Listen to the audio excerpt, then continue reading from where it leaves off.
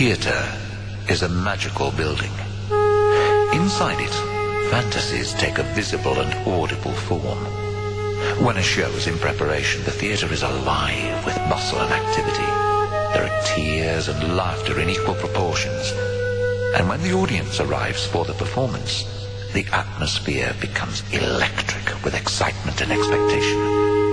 And then, once the play begins, several hundred people all experience the same sorrow, joy, fear and relief all at the same moment. And that process is repeated night after night for years, with all those emotions soaking into the very fabric of the building.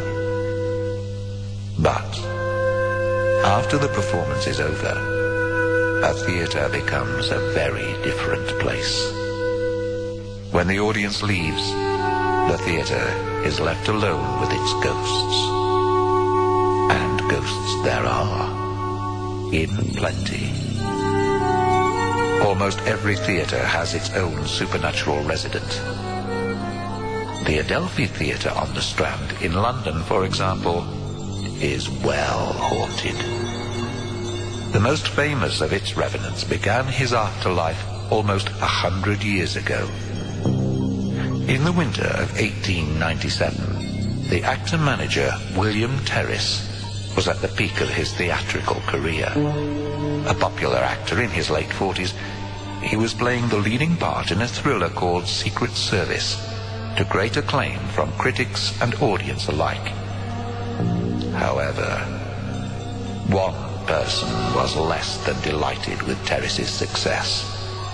This was a bit player actor in the company called Richard Prince. Prince was ambitious, but his career was going nowhere, mainly due to his severe lack of talent.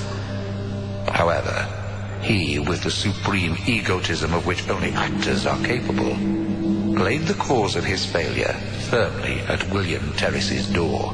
And eventually, he knew that to achieve fame and fortune, he had to remove the older man permanently. And so it was that on December the 16th, 1897, Prince ambushed Terriss in a badly lit alley at the back of the theatre and fatally wounded him with a dagger that he had bought specially that afternoon. Terriss was carried dying into the theatre, where, cradled in the arms of his leading lady and mistress, Jessie Millward, he spoke his last words: "I will come back." And come back he did, and still does, if the many witnesses are to be believed. Of the multitude of accounts of his reappearances in the theatre, I'll tell you just one, which happened in March 1928, and seems to have been unique, in that it was malign. A well-known musical comedy actress known only as June was starring in the theatre and was given the #1 dressing room, which had been the one occupied by Jessie Millward at the time of Terriss's murder.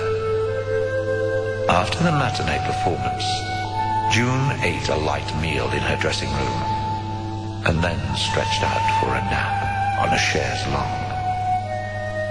She was just starting to drift into that twilight area of half-sleep when the chaise longue began to shake very violently, as if an invisible presence under it was kicking it hard.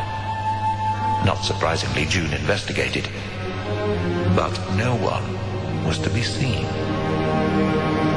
She assumed that she'd imagined the sensation and lay down once more to try to sleep.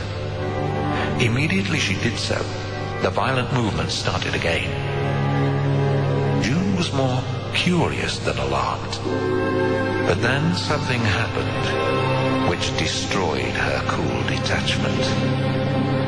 Something unseen tapped her lightly on her upper arm, and then, to her horror, an invisible hand grasped her tightly round her arm and squeezed violently.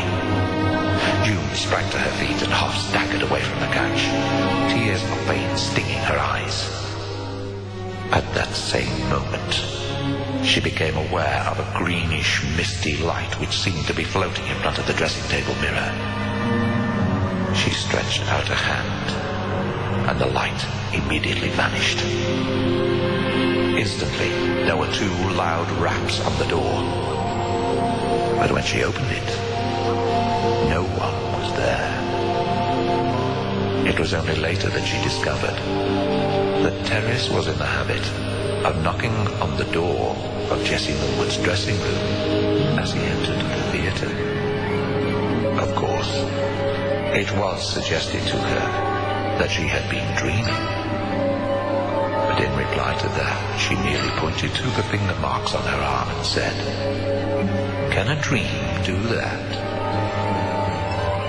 One interesting postscript to the story is that Terriss's ghost has been spotted frequently on the nearby underground railway station. Perhaps he was waiting for a train, who knows, to that last stop for most actors, the depths of hell.